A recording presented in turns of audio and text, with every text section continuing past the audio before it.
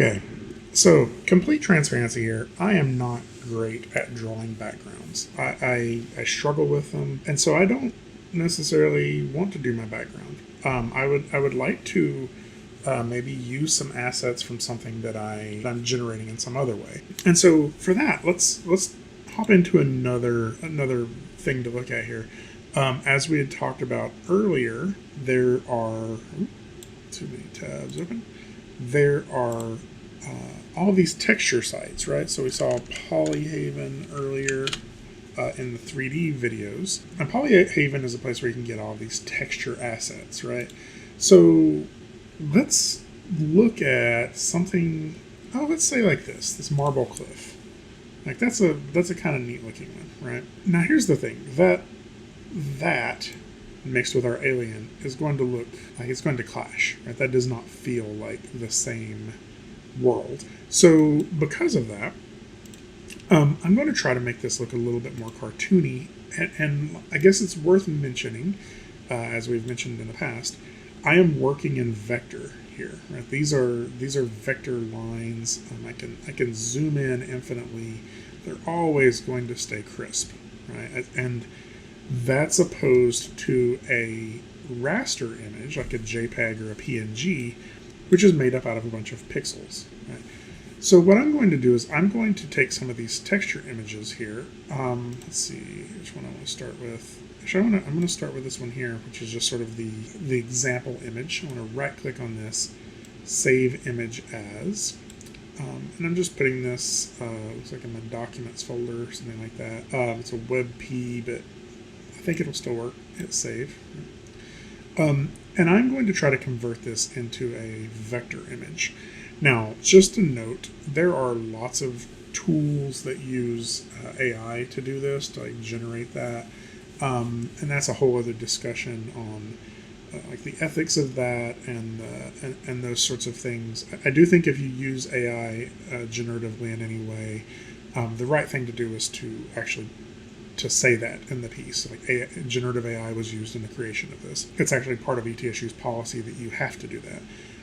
So I'm actually going to show you a tool that doesn't use AI or doesn't use generative AI. It just uses an algorithm, right? And you may be familiar with it. It's Photo-P.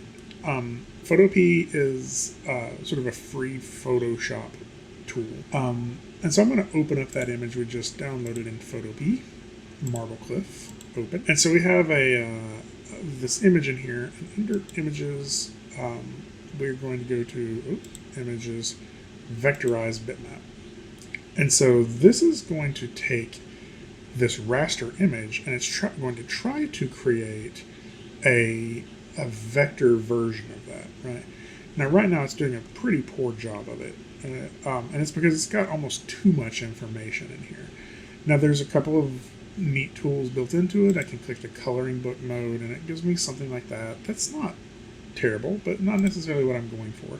Part of the issue is it's trying to find every color in here, and you're seeing it's going to take this like nearly this has millions of colors in it, and it's going to try to get them down to 20, and actually 20 is too many. I'm going to do something more like 4, and if I change it to something like 4, it starts to look a little bit more like that rock, right? But there are these gaps in it still yet, and that's because it's still trying to make it as photorealistic as possible. So I'm going to change this from photo to cartoon, and I get some pretty neat looks out of that. Like, that's kind of neat looking, right? And, you know, I'm actually going to go even lower. Like, what does 3 look like? It's kind of cool. And then finally, like, let's just see what 2 looks like. I think I'm going to go with 2.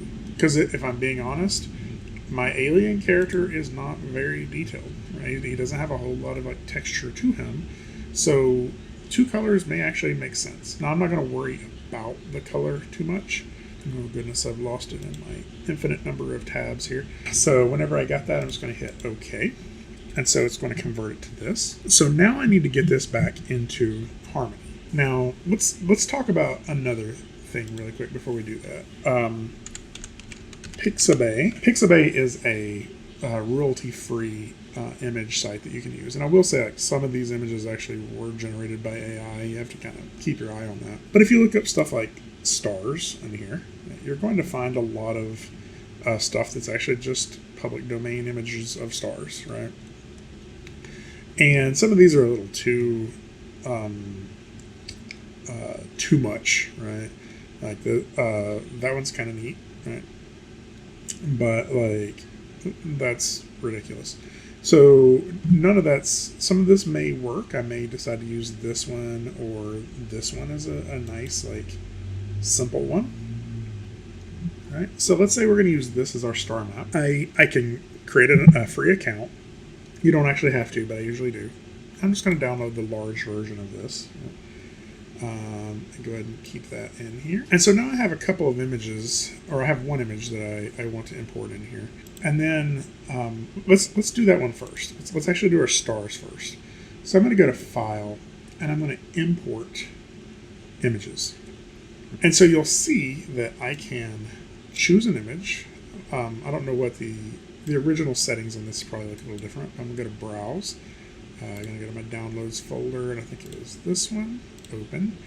And so it's going to, by default, these settings are maybe a little different, right? But I'm going to call this stars. And I have three options here. Keep as original bitmap, and that's going to import it in as it was. It's almost going to like reference it in. Import as a Toon Boom bitmap, and then convert to a vector drawing. Now, vector is more editable, but sometimes you still just want something. Maybe you created a really pretty background in Procreate you want to use, right? And you just want to keep it as a bitmap drawing because you like how it looks and you don't want to try to convert it. I will say Toon Boom's convert to Toon Boom vector drawing tool, I've yet to be able to get it to work well. So for something like this star map, maybe this import as Toon Boom bitmap drawing will work fine, right? So if we import that in, we got this really pretty star map in the background, right? But it is just a single drawing, right? And you'll notice that this stars map, it is a raster image. So Toon Boom is both a vector and a raster tool, which means I can erase parts of it and I can redraw parts of it. But I can't click that white arrow and start warping parts of it the same way I was this drawing earlier, right? It's just a bitmap drawing. It's a raster drawing in our background there. For right now, that's fine. I may decide later I would rather this be vector. We can play with that.